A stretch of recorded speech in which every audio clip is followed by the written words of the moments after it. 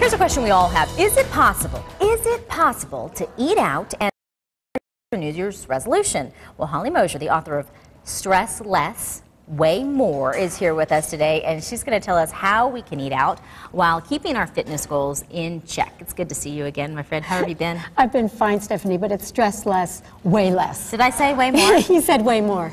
Oh, that was my personal mantra coming into play. All right, my little chubby cheeks. Okay, so stress less, way less makes a whole lot more sense when we're talking about being able to eat out at a restaurant and still look like this. Ah, thank you. Tell me a little bit about how we can do that and not completely derail the diet.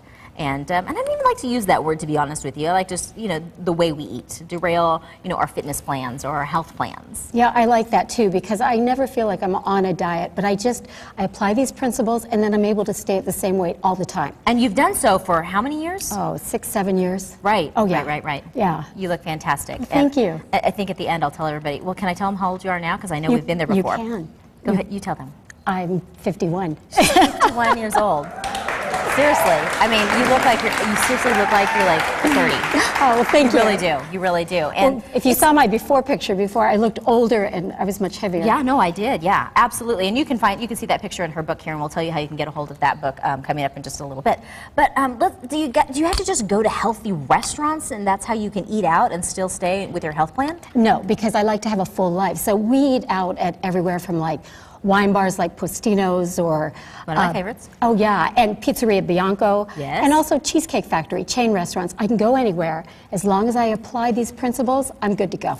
Okay, so let's start with the principles. Principle number 1 must involve some sort of hydration. It does. Well, as soon as I sit down, I'm going to have a glass of water because that's going to start to fill me up and let me make my selections without being ravenous. And it just takes the edge off. Right. So that's the first thing that I do. And then the second thing I do is I always order a hot beverage to have with my meal. Really? I do, because once you start to drink the hot beverage, that also tempers your appetite. And as we get down here, I'll show you when you're having a hot beverage with some, voluminous vegetables, low glycemic vegetables, it fills you up incredibly.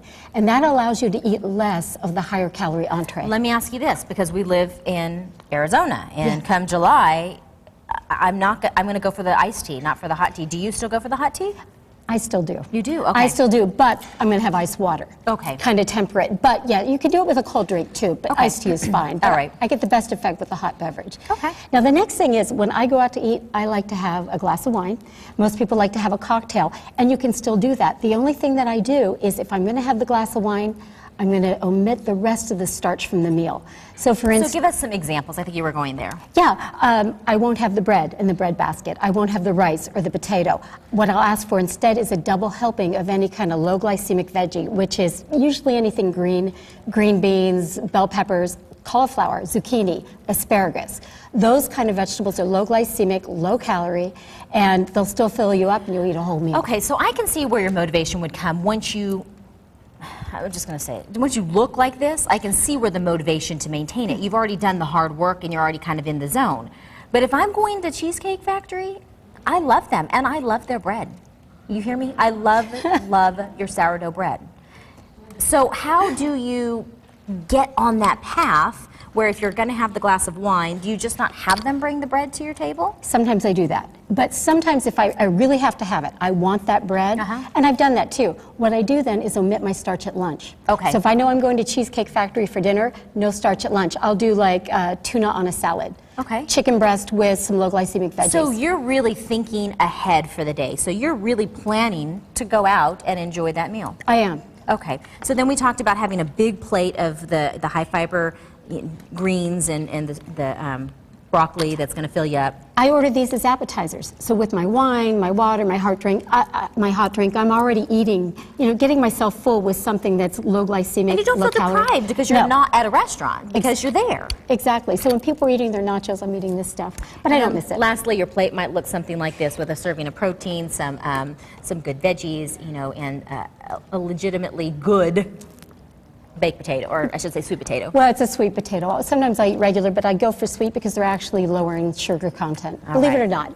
Well, lots of tips that you can really incorporate into your life, and the proof is right here. It's working for her and has for many years. And if you'd like to get your hands on Stress Less, Weight Less, you can find it at Valley Bookstores or visit Holly's website. We'll provide that link on our website.